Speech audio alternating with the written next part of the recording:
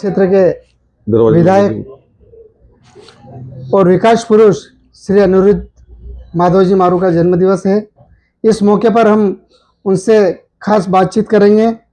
उनके द्वारा मनासा क्षेत्र में किए गए विकास और उनके संघर्ष और आने वाली प्राथमिकताओं को रोड मैप को लेकर हम उनसे खास बातचीत करेंगे। सबसे पहले विधायक जी, आपको जन्मदिवस की बहुत बहुत बधाई, शुभकामनाएं। आप जन्मदिन को कैसे मानते हैं? खास दिन के रूप में मानते हैं? जन्मदिवस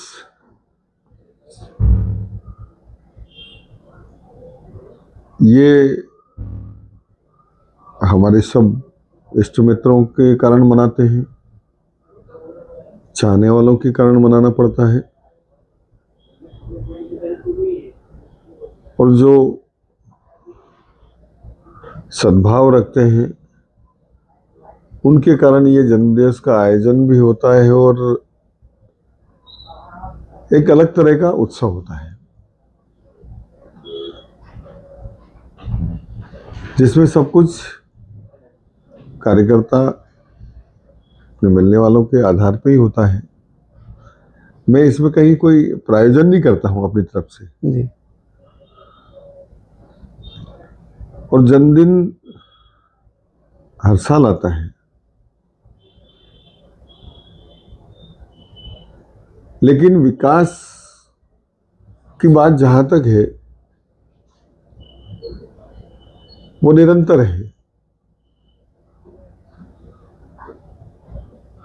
जिसमें मैं अपने कर्म के लिए हमेशा लगा रहता हूं, अपने क्षेत्र के लिए लगातार लगा रहता हूं, अपने कार्यकर्ताओं के लिए, आमजन के लिए।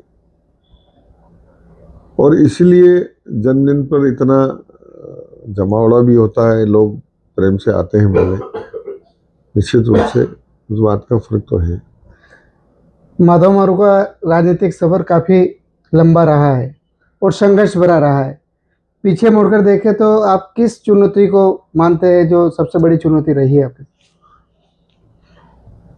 चुनौती तो मेरी सीधी थी। सबसे बड़ी चुनौती जो मैंने स्वीकार की थी कि इस क्षेत्र का विकास करना, और विधानसभा में जाने का मकसद भी मेरा यही था शुरू से कि मेरे पिताजी दादा रामेश्वर जी मारू के सपनों को साकार करना, कि मैं एक बार अवसर मिलेगा तो निश्चित रूप से इस क्षेत्र का इतना विकास करूंगा जो दादा की परिकल्पना थी और वो मेरी परिकल्पना है। और उसी आधार पर मैं इसको संघर्ष नहीं मानता, प्रयास है। आप प्रयास करते रहे, लगातार सफलता मिलेगी। संघर्ष बिल्कुल अलग चीज है। मैंने उसके लिए संघर्ष नहीं किया, मैं लगातार प्रयासरत रहा, जनता भी साथ रही, लोग भी साथ रहे और सद्भावना भी साथ रही क्षेत्र के लोगों की। तो लगातार किसी न किसी चुनाव के माध्यम से मुझे जिताती रही। विधानसभा भले में नहीं जीता 2 बार, लेकिन मैं जिला पंचायत में लगातार रहा, नगर परिषद में लोगों ने अवसर दिया और अवसर मिला तो मैंने काम करके भी दिखाया। मनासा विधानसभा के लिए अब तक का कौन सा ऐसा काम है जो यादगार रहा है? मनासा विधानसभा के लिए सबसे यादगार काम की अगर बात करें तो जिस चीज के लिए जिन 60 साल से लोग तरसते रहे थे कि हमारा पानी, कि दूसरे सभी क्षेत्रों में हमारा पानी जाता है लेकिन हमारे क्षेत्र को हमारा पानी नहीं मिलता है। और सबसे पहली लड़ाई भी विधानसभा में जाके मैंने वही लड़ी और उसी पे अपनी बात रखी थी। तत्समय माननीय शिवराज सिंह जी चौहान मुख्यमंत्री थे हमारे प्रदेश के। उन्होंने मेरी बात को बहुत गंभीरता से लिया और उसी साल हमारे को 3000 करोड़ की दोनों योजनाएं मिली, जिसमें हमारा हर घर नल से जल, केंद्र सरकार की प्रधानमंत्री माननीय मोदी जी का ड्रीम प्रोजेक्ट है ये कि हर घर नल से जल जाना चाहिए स्वच्छ। और उसी तारतम्य में ये नल जल योजना स्वीकृत हुई और दूसरी हमारी सिंचाई योजना, जो प्रदेश के मुख्यमंत्री जी का सपना था कि पूरा प्रदेश सिंचित हो और पानी की एक एक बूंद का उपयोग हो, तो हमारी सिंचाई योजना भी स्वीकृत हुई। तो सबसे अगर मेन लाइफलाइन में मानता हूँ इस तहसील की, तो ये जल से संबंधित जो दोनों काम हुए ये निश्चित रूप से तहसील का विकास करने में सबसे प्रमुख भूमिका अदा करेंगे। आप शुरू बार विधायक का चुनाव लड़े, दूसरी बार भी जनता ने आपको मौका दिया, 7 साल आपका कार्यकाल हो गया है। अभी भी आप ऐसा कौन सा काम जो अधूरा रह गया है, आपने जो घोषणाएं करी थी जिससे आप प्रभावी रूप से प्राथमिकता के साथ पूरा करेंगे? मेरी घोषणा की जहाँ तक बात करें तो लगभग बहुत सारी मैक्सिमम घोषणाएं तो पूरी हो चुकी हैं। हम्म, अगर कुछ बाकी रहा है तो उसके लिए मैं लगातार प्रयासरत हूँ। जैसे सड़कों की बात करें तो जितने में बना चुका हूँ। जी। ट्रैक्टर गांव गांव में देंगे, एक नवाचार था कचरा गाड़ी बनाकर, वो कभी घोषणा का अंग नहीं रहा, लेकिन मैं 50 पंचायतों के लिए वो काम कर चुका हूँ और 52 पंचायतों को भी बहुत जल्दी हम वो काम स्वीकृत करेंगे। ऐसा ही मेरा ड्रीम प्रोजेक्ट था डोम का। सामुदायिक परिसर हर गांव में हो, हर पंचायत स्तर पे हो, तो मेरा प्रयास था। तो लगभग 80 पंचायतों में वो काम मैं कर चुका हूँ और बाकी पंचायतें बनने के बाद हर गांव में मेरा बनाने का सपना है कि हर गांव में एक सामुदायिक परिसर बन जाए, तो हर एक को उसका लाभ मिलना चाहिए और मैं लगातार उसके लिए प्रयासरत हूँ। आपने शिक्षा के क्षेत्र में बहुत बड़ा काम करा है। सीएम राइज जैसे स्कूल आप यहाँ लेके आए हैं। स्वास्थ्य सेवाओं के मामले में भी आपने यहाँ पर 20 करोड़ का भवन लाया है। 30 बेड से, जो 30 दशकों से 30 बेड का अस्पताल बनकर था, रेफरल अस्पताल था, आपने उसको 100 बेड में कन्वर्ट करवाया है। अभी भी रोजगार के अवसर यहाँ पर नहीं है, तो रोजगार के क्षेत्र में आपकी क्या प्राथमिकता है? अभी हमने प्रस्ताव भेजा है MIDC को। हमारे देवरी खवासा से लेकर चपलाना की भूमि का पूरा प्रस्ताव भेज दिया है और उस पर बहुत जल्दी काम शुरू होने वाला है। तो रोजगार की दृष्टि से भी हमारे क्षेत्र में औद्योगिक क्षेत्र बनने वाला है बहुत जल्दी और कुछ कंपनियों ने इंटरेस्ट भी दिखाया है, क्योंकि वहाँ से हमारा चंबल बहुत पास में है नदी, और वो पानी का उपयोग वहाँ से कर पाएंगे। ऐसी इंडस्ट्री जिनमें पानी की आवश्यकता पड़ती है वो निश्चित रूप से बहुत जल्दी हमारे यहाँ भी शुरू होंगी, तो उसकी वजह से रोजगार पे भी असर आएगा, स्थानीय लोगों को काम भी मिलेगा।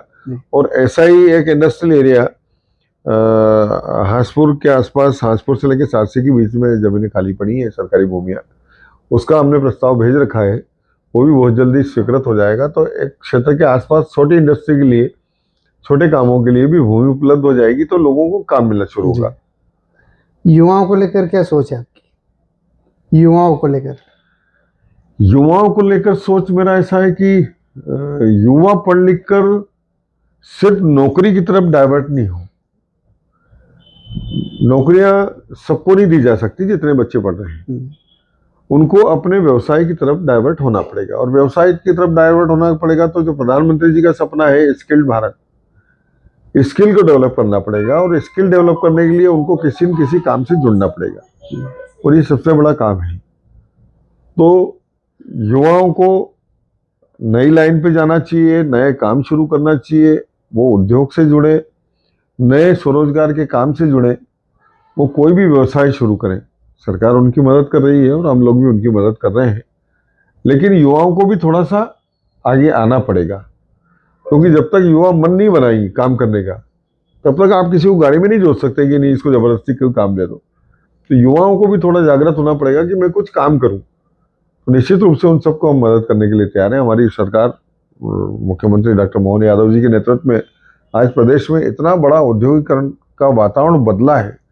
लगभग 38 लाख करोड़ का बाहर से इन्वेस्टमेंट आ रहा है हमारे प्रदेश में, तो रोजगार निश्चित रूप से बढ़ेगा और हम भी उस क्षेत्र में प्रयासरत हैं कि हमारे क्षेत्र में भी कुछ नए काम खुले और बच्चों को रोजगार मिले। माधव भैया, विपक्ष आप पर आरोप लगाता रहता है कि विकास नहीं हो रहा है मनासा क्षेत्र में, सोशल वायरल होती है, लेकिन आज तक आपने उन चीज़ों का जवाब नहीं दिया है। क्या कारण है? मुझे जवाब देने की कोई जरूरत नहीं है, जवाब जनता देती है। जब कोई आरोप लगाता है कि विकास नहीं हुआ है, तो क्या आंखों पे पट्टी बांध के घूम रहे हैं? आपको 60 साल तक लगातार जो लोग आरोप लगाते हैं उनने राज किया इस प्रदेश पर, वो अपने काम दिखा दें, वो अपने काम गिना दें और मेरे काम जो दिख रहे हैं सिर्फ वही गिन लें। किसी के एविडेंस की जरूरत नहीं है, किसी सबूत की जरूरत नहीं है। जो दिख रहा है, नल जल योजना दिख रही है, आपको भी दिख रही है, उनको भी दिख रही है, तो क्या विकास में नहीं आती है? हमारी सिंचाई योजना काम चल रहा है, क्या विकास में नहीं आती है? इतनी नई सड़कें क्या विकास में नहीं आती है? इतने डोम बन चुके हैं, गांव गांव में आप जाते हो हर जगह डोम, सामुदायिक परिसर बने, क्या वो विकास में नहीं आता? इतने प्राथमिक स्वास्थ्य केंद्र बन चुके हैं, इतनी हाई स्कूल की बिल्डिंगें बन चुकी है, सीएम राइज हॉस्पिटल, इस तरह की सारी योजनाएं यहाँ पे लागू, इतना काम हो रहा है इस क्षेत्र में तो ये अगर विकास नजर नहीं आता तो फिर आपको विकास की या तो परिभाषा पता नहीं है, या फिर आपकी आंखों की पट्टी ऐसी बंधी हुई जिसमें आपको विकास नहीं दिखता। जी तो कुछ तो गड़बड़ है। इसलिए मुझे जरूरत नहीं है कि मैं किसी बात का, हर एक की बात का जवाब दूं। मैं अपनी सफाई नहीं देना चाहता, मेरा काम दिख रहा है। पूछेगी तो जनता पूछेगी कि विकास क्यों नहीं हुआ। नहीं हुआ है तो जनता कह सकती है, लेकिन जिन नेता लोगों को विरोध करना है, और वो उनका काम भी है, वो उनकी ड्यूटी कर रहे हैं, मैं ऐसा मानता हूं। मैं उसका बुरा नहीं मानता कि वो कहते हैं कि विकास नहीं हो रहा है, तो लोगों को भी समझ में आती, लोग हंसते हैं उस बात पर। उस पोस्ट को देख के लोग हंसते हैं कि विकास नहीं हो रहा है, बोले कैसे अंधे हैं, विकास नहीं दिख रहा है इनको, तो फिर क्या दिख रहा है। इसलिए मुझे अपनी बात की सफाई देने की जरूरत नहीं है, न मैं सफाई देना चाहता हूँ। इसलिए मैं किसी बात का जवाब नहीं देता हूँ। कोई उसका औचित्य नहीं है कि झूठ बात का, गलत बात के लिए मैं सफाई दूं, ये संभव नहीं है। आप काम गिनाने बैठे, आपने आपके समय में जो काम किया आप वो लेके बैठ जाए, और मेरे समय के काम लेके बैठ जाए, आपको समझ में आ जाएगी। जी। विकास का पहिया माधव भैया, ये नारा किसने दिया? मैं अपने लिए नारे नहीं बनाता है ना, मैं किसी समर्थक से कहता हूँ कि नारे बनाओ। ये तो जनता का दिया हुआ नारा है, जनता ने लगाया नारा कि विकास का पहिया माधव भैया। मैं तो कभी नहीं कहने गया उनसे। कांग्रेस के ब्लॉक अध्यक्ष एक इसी नारे पर पलटवार करते हुए उन्होंने दिया है कि भैया रे भैया भ्रष्टाचार का पहिया, क्या कहेंगे? अब देखो, कांग्रेस के ब्लॉक अध्यक्ष जी की मजबूरी है। व्यक्तिगत रूप से आप उनसे पूछोगे तो वो कहेंगे विकास तो हुआ है, पर हमारी मजबूरी पार्टी में ऊपर भी तो दिखाना है कि भैया हम विरोध कर रहे हैं। जी तो क्या कहें कि विकास नहीं हो रहा है। तो ये बड़ा आसान काम है, और उनको उनका काम करना चाहिए। और भ्रष्टाचार की जहां तक बात है, तो इस विकास में अगर उनको कहीं भ्रष्टाचार दिख रहा है तो उस पर चर्चा करना चाहिए, खुल के बात करना चाहिए। सिर्फ आरोप लगाने से कुछ नहीं हुआ। आप कह देते हैं, कुछ भी आरोप लगा देते, तो जनता मान रही है क्या? बात ऐसी करें जिसपे जनता विश्वास करे, तथ्यों के साथ बात करें। सिर्फ आरोप लगा देने से सब चोर हैं, तो एक ही चोरी बताना पड़ेगी आपको। जी सब भ्रष्ट हैं, तो एक का भ्रष्टाचार बताना पड़ेगा आपको। आप विकास को लेकर लगातार मनासा से भोपाल की लगातार भागदौड़ करते हैं, कभी भोपाल रहते हैं, एक पाँव यहाँ तो एक पाँव भोपाल रहता है। ऐसे में परिवार को समय देने में कहीं ना कहीं आपसे थोड़ी चूक हो रही होगी, तो इसमें परिवारजनों की कोई? परिवारजन कभी भी, चूंकि हमारा परिवार समर्पित परिवार रहा है, मेरे दादाजी से लेकर मेरे पिताजी से लेकर हम सब लोग लगातार जनसेवा में रहे हैं, जनता की सेवा करते रहे, जनता की समस्याओं के साथ रहे, हमेशा उनके साथ खड़े रहे। तो परिवार की एक आदत भी है कि भाई ये हमारी ड्यूटी है। हम ऐसा मानते हैं कि जनसेवा भी हमारी ड्यूटी है, और इसीलिए परिवार कभी उस काम में इंटरफेयर नहीं करता है, ना कोई आपत्ति होती है। ऐसे बहुत सारे काम होते हैं जब घर के काम छोड़ के बाहर जाना पड़ता है, भोपाल जाना पड़ता है और किसी काम जाना पड़ता है, तो ये सब हमारा दैनिक दिनचर्या में शामिल हो गया। और इसलिए लगता ही नहीं परिवार को कि कहीं बाहर गए हैं, ठीक है, किसी कार्यक्रम में उपस्थित नहीं हुई तो परिवार बुरा नहीं मानता है कि ठीक है, काम से गए हैं, भले ही वो जनता का काम है, व्यक्तिगत काम से नहीं जाता मैं कहीं।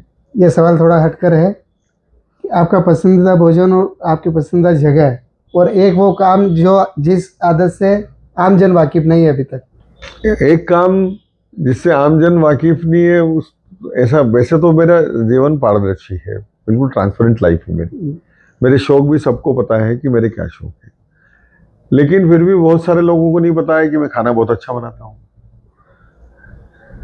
मैं आत्मनिर्भर व्यक्ति हूँ, मुझे घर में भी किसी की मदद की जरूरत नहीं पड़ती है। यहाँ तक कि जरूरत पड़ती है तो मैं अपने कपड़े खुद धो लेता हूँ, मैं अपने बर्तन खुद साफ कर लेता हूँ। तो ये मेरी निजी लाइफ है। लेकिन मैं अपना समय जब घर में कभी अकेला होता हूँ तो कभी मैं अपने बर्तन साफ करके समय पास कर लेता हूँ, कभी मैं अपने कपड़े धो के समय पास कर लेता हूँ। तो ये सब हमारे शौक है, और ये ऐसे शौक हैं जो बिल्कुल निजी हैं। लेकिन आज आपने पूछा तो मैंने इसको सार्वजनिक रूप से बात करी इसमें। और भोजन की जहां तक बात करें तो मैं बहुत सादा और सिंपल भोजन पसंद करता हूँ। मैं कभी भी बहुत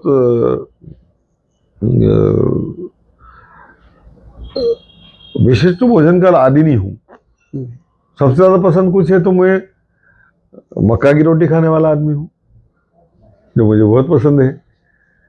और अपने क्षेत्र की जो सब्जियां होती है मैं उनसे ही काम चलाता हूँ। मेरा विशिष्ट भोजन कोई अलग से नहीं होता है, बहुत सादा खाता हूँ और बहुत कम तला गला खाता हूँ। लेकिन खुश रहता हूँ। जन्म दिवस पर मनासा के की जनता और आपके जो समर्थक है, भाजपा कार्यकर्ता है, उनको क्या संदेश देना? कार्यकर्ताओं और जन जन से तो यही अपेक्षा है मेरी कि जैसा प्रेम उनका बना हुआ है वैसा बना रहे, और कहीं मेरे से कोई दिक्कत आती है तो मुझे जरूर बताएं। मैं सहर्ष कड़वी बात भी सुन सकता हूँ, मुझे उससे कोई परहेज कभी नहीं रहा, और कोई कड़वी बात करता है तो मैं कभी उससे नाराज ही नहीं होता कि उनने इस तरह की बात। और इसलिए बहुत सारी चीजें, बहुत सारी कमियां आपने भी देखा होगा कि पिछले 5 साल में मेरे अंदर कितना परिवर्तन आया।